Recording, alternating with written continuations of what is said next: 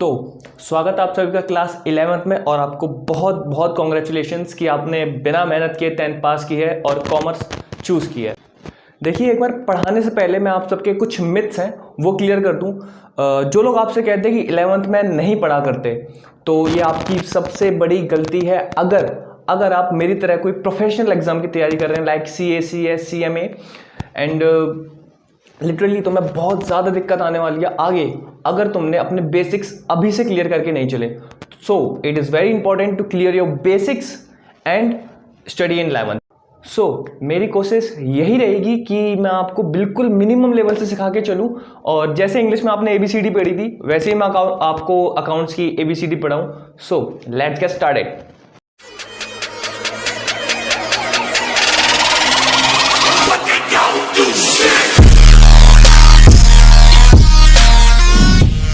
तो सबसे पहला जो हमारा टॉपिक है वो है बिजनेस ट्रांजैक्शंस। अकाउंट की ABCD में सबसे पहला टॉपिक बिजनेस ट्रांजैक्शंस। आखिर बिजनेस ट्रांजैक्शंस होती क्या है? Let's see definition. An economic activity. कैसी एक्टिविटी? इकोनॉमिक।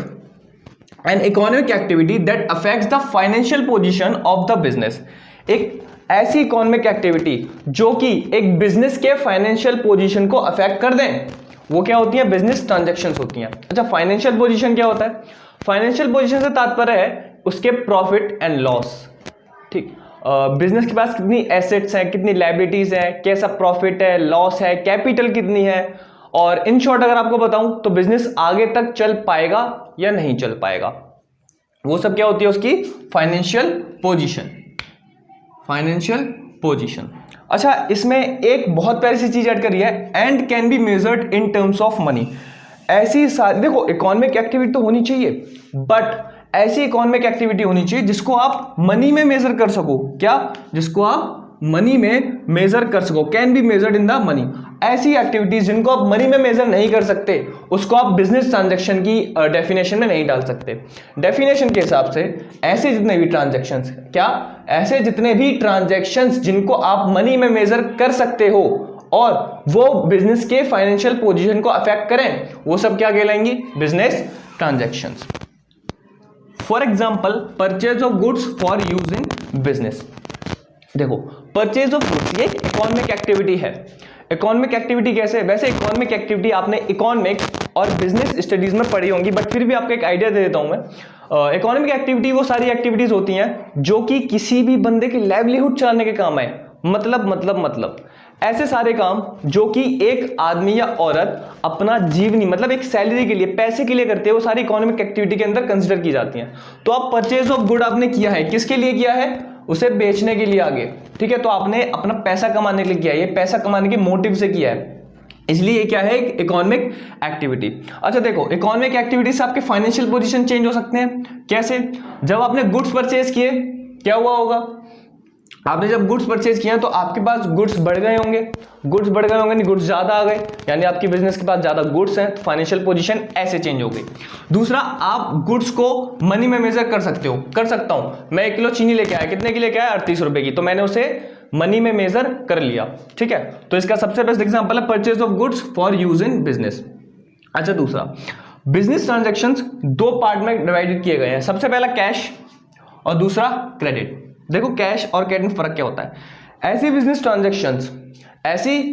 ट्रांजैक्शन जिनमें आपको पैसा तुरंत मिल जाए, इमीडिएटली, वो सब किसी कैटेगरी में आएंगी? कैश ट्रांजैक्शन में।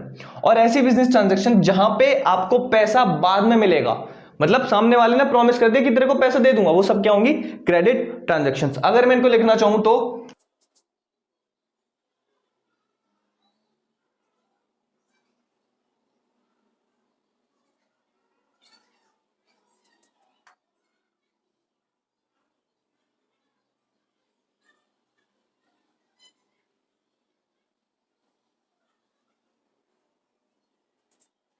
देखिए, when amount is transacted immediately, जब अमाउंट जल्दी से क्या हो जाए? एकदम इमीडिएटली ट्रांजैक्टेड हो जाए। ट्रांजैक्शन में आपका क्या आएगा?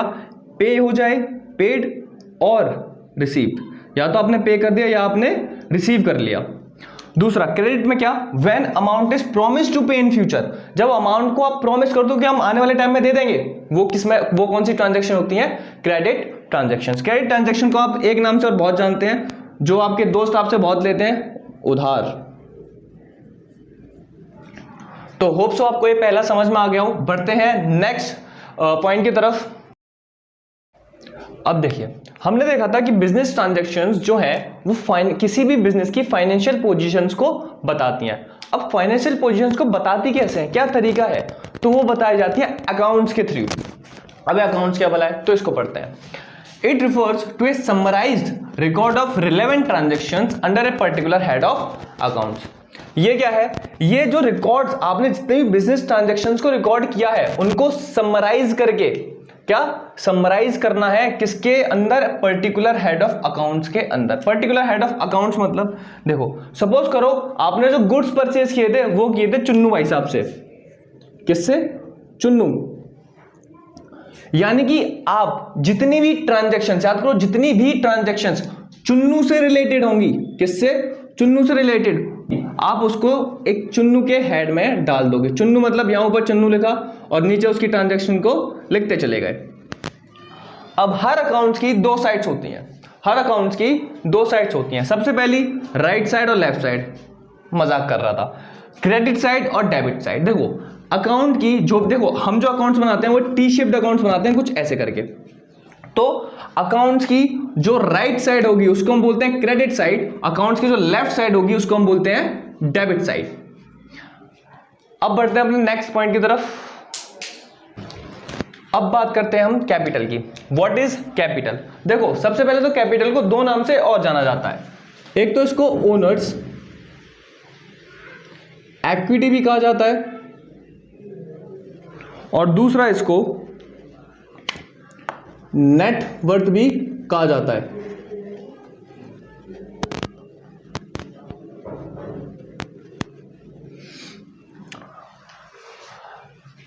अब देख लेते हैं इसकी definition. Amount invested by the owner in the firm is called capital. मतलब जितना भी अमाउंट क्या ओनर अपने बिजनेस में लेके आया है उसको हम क्या डिफाइन करते हैं? कैपिटल। अमाउंट इन्वेस्टेड, जितना भी अमाउंट इन्वेस्ट किया गया है ओनर द्वारा उसको हम कैपिटल बोलते हैं। अच्छा, कैपिटल जो है आपकी कैश में भी लाई जा सकती है और एसेट्स में भी लाई जा सकती है। कैश तो आप समझ सकते हो रुपए में, एसेट्स आपको आने वाले टाइम में पता चलेगा एसेट्स क्या कहते हैं, ठीक है। It can be bought in cash, यानी कैश में भी आ सकती है और एसेट्स में भी आ सकती है। अब कौन लेके आएगा? ओनर। जब ओनर लेके आएगा तभी वो कैपिटल मानी जाएगी, तभी वो कैपिटल कंसीडर की जाएगी। बढ़ते हैं अपने नेक्स्ट पॉइंट की तरफ। देखिए हमने कैपिटल देखा जहां पर ओनर अमाउंट लेके आया था। अब वो ओनर है बिजनेस का तो अमाउंट लेके भी जा सकता है। अब जब वो अमाउंट लेके जाता है उसको हम बोलते हैं ड्राइंग्स। द अमाउंट और गुड्स और बोथ, या तो अमाउंट या तो कोई सामान या दोनों विड्रॉन कर लिए जाते हैं, किसके द्वारा? ओनर द्वारा, for personal use. The amount या कोई पैसा या फिर सामान या दोनों ही विड्रॉन यानी कि निकाल लिए जाते हैं बाय द ओनर, किसके द्वारा?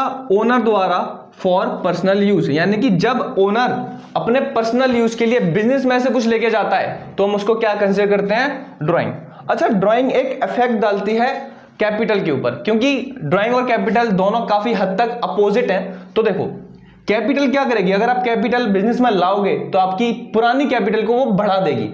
पर जबकि अगर आप ड्राइंग्स करते हो, है ना, ड्राइंग्स करते हो तो अमाउंट निकाल लिया जाएगा या गुड्स निकाल लिए जाएंगे। तो ड्राइंग जो है आपकी कैपिटल को लेस कर देती है। क्या कर देती है? कम कर देती है। जितनी आप ड्राइंग करते जाओगे उस हिसाब से आपकी कैपिटल कम होती जाएगी। बढ़ते अपने नेक्स्ट पॉइंट की तरफ। देखिए अब हमारा जो पॉइंट है वो है लायबिलिटी। तो लायबिलिटी की डेफिनेशन, लायबिलिटी को मैं एलैबोरेट करूंगा जैसे सभी लोग आमतौर पर करते हैं और आपको बताया जाता है, तो मैं भी वैसे ही बताऊंगा। What is liability? Amount owed या फिर payable, amount owed payable by the business, यानी कि ऐसा अमाउंट जो कि बिजनेस को आने वाले टाइम में देना है, चुकाना है, वो सब क्या होगा? उसकी लायबिलिटी होगा। बट मैं इस डेफिनेशन को थोड़ा अच्छा कंसिडर नहीं करता। जो डेफिनेशन मैं कंसिडर करता हूं वो है कुछ इस तरह से। देखिए मैं इस डेफिनेशन को ज्यादा कंसिडर करता हूं क्योंकि ये डेफिनेशन लायबिलिटी को बहुत अच्छे से डिफाइन करती है। देखो कैसे। What is liability? Liability is the obligation और डेट। लायबिलिटी क्या है? लायबिलिटी या तो कोई कर्तव्य है, क्या? कर्तव्य, या फिर डेट यानी कि उधार। लायबिलिटी क्या है, या तो कोई कर्तव्य या कोई उधार है जो कि एक एंटरप्राइज को, एक फर्म को पे करना है आफ्टर सम टाइम, मतलब कुछ टाइम बाद उसको पे करना ही पड़ेगा इन द फ्यूचर। ये लायबिलिटी को काफी अच्छे से डिफाइन करता है, क्योंकि पहली डेफिनेशन सिर्फ आपको बता दी है, अगर हमने अमाउंट उधार लिया है, क्या अमाउंट, कोई पैसा उधार लिया है, पर अगर मैं एक टीचर हूं तो मैं किसी से पैसा उधार नहीं लेता।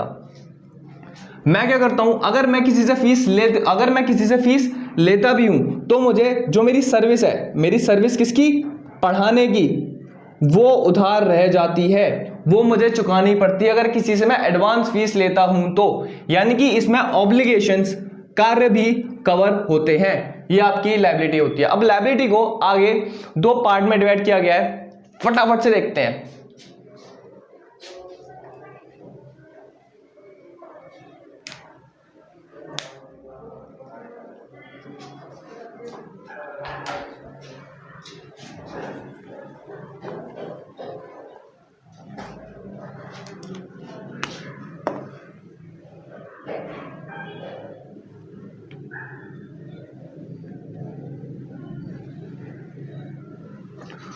करंट लायबिलिटी,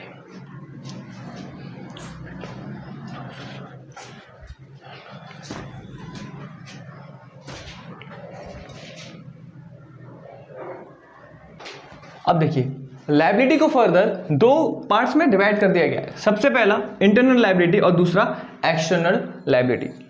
देखो इंटरनल लायबिलिटी क्या होती है, ऐसी लायबिलिटी जो कि टुवर्ड्स ओनर है, यानी ऐसी लायबिलिटी जो कि आपको ओनर को वापस करनी है, वो क्या होगी, इंटरनल लायबिलिटी। और जो टुवर्ड्स आउटसाइडर है, यानी जो आपको आउटसाइडर को पे करनी है, वो सब क्या किस कैटेगरी में आएंगी, एक्सटर्नल लायबिलिटी कैटेगरी में। अब मुझे एक बात बताओ, देखो कई सारे मेरे बच्चे सोच रहे होंगे कि सर अगर हम सैलरी देते हैं तो सैलरी क्या बनेगी, एक लायबिलिटी होगी। अगर मैंने उसे नहीं चुकाया है, तो अगर मैंने किसी को सैलरी नहीं दी है तो मेरी एक लायबिलिटी होगी। तो लायबिलिटी किस में आएगी, इंटरनल में या एक्सटर्नल में, क्योंकि सैलरी तो मुझे अपनी एंटरप्राइज में काम करने वाले लोगों को देनी है। तो सर वो लायबिलिटी आएगी, ये लायबिलिटी आएगी एक्सटर्नल लायबिलिटी में। क्यों, एक्सटर्नल लायबिलिटी में ही आएगी। तो ये लायबिलिटी एक्सटर्नल लायबिलिटी में ही आएगी। क्यों आएगी, देखो एक्सटर्नल लायबिलिटी क्या होती है, ये टुवर्ड्स आउटसाइडर होते हैं, यानी कि अदर देन ओनर से हटके जिसको भी लायबिलिटी पे करनी है, सबकी सब एक्सटर्नल लायबिलिटीज में आएंगी। अब आगे लायबिलिटी को थोड़ा और दो पार्ट्स में इनको कैटेगराइज कर दिया गया है, वो फटाफट दो पार्ट देख लेते हैं।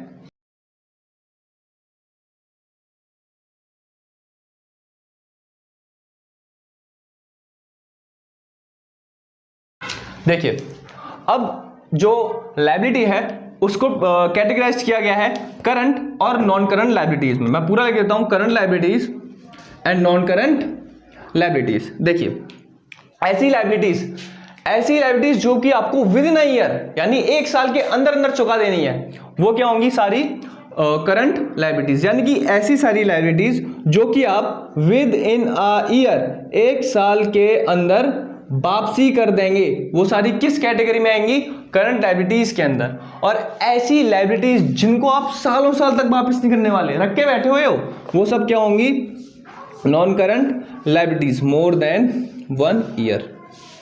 तो देखो एग्जांपल्स अगर मैं बात करूं तो सैलरी अगर आपको पे करनी है तो सैलरी आप कितने महीने की रोक के रख लोगे, 1 2 3 4, कभी ना कभी तो पे करोगे ना।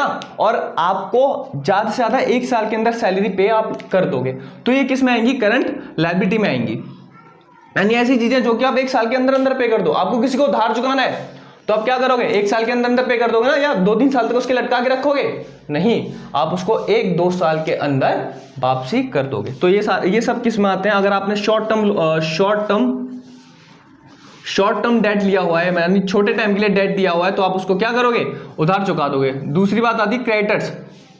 क्रेडिटर्स क्या होते हैं महाराज, क्रेडिटर्स मतलब जिनसे आपने उधार लेके रखा होता है सामान, आपने जिनसे सामान उधार लिया होता है, ठीक है, परचेज किया होता है उधार पे, उसको बोलते हैं क्रेडिटर्स। तो क्रेडिटर्स को जब आप पे करोगे तो 1 साल के अंदर अंदर कर दोगे, उसको हम बोलते हैं करंट लायबिलिटीज। यही बात करते हैं नॉन करंट लायबिलिटीज की। तो long term loans, long term loans ये सब क्या होंगे, नॉन करंट लायबिलिटी में आएंगे। लॉन्ग टर्म लोन मतलब आपने बैंक से लोन ले लिया एक बहुत लंबा, है ना, मतलब सालों साल तक आप उसे चुकाते चले जा रहे हो। फिर बात करते हैं डिवेंचर्स पे। अरे महाराज अभी डिवेंचर्स क्या होते हैं, कैसे कैसे वर्ड्स लेके आ रहा हूं मैं। देखो डिवेंचर्स आप आने वाली क्लास यानी कि 12th में कंपनीज अकाउंट में पढ़ोगे, आपकी तीसरी बुक है वो कंपनीज अकाउंट। तो हालांकि मैं थोड़ा समझा देता हूं। देखो जैसे आपने शेयर्स के बारे में सुना होगा, एक कंपनी शेयर्स इशू करती है तो बहुत सारे लोग शेयर को खरीद लेती हैं। ऐसे ही कंपनी उधार भी इशू करती है, मतलब वो क्या कहती है, मैं किसी एक पर्टिकुलर से उधार नहीं लूंगा, मैं पूरी जनता से उधार ले रहा हूं, 1-1 2-2 रुपए, तो उसके पास ऐसे करके बहुत सारे पैसे आ जाते हैं। तो अगर शेयर्स को इशू करते हैं तो वो क्या होता है, आईपीओस। और अगर हम किसी उधार को इशू करते हैं तो उसे कहलाते हैं, वो कहलाते हैं डिवेंचर्स। और डिवेंचर्स को आप बहुत मतलब 10-10 15-15 साल तक ही रखते हो, बाद में उन्हें 10-15 साल बाद पे करते हो।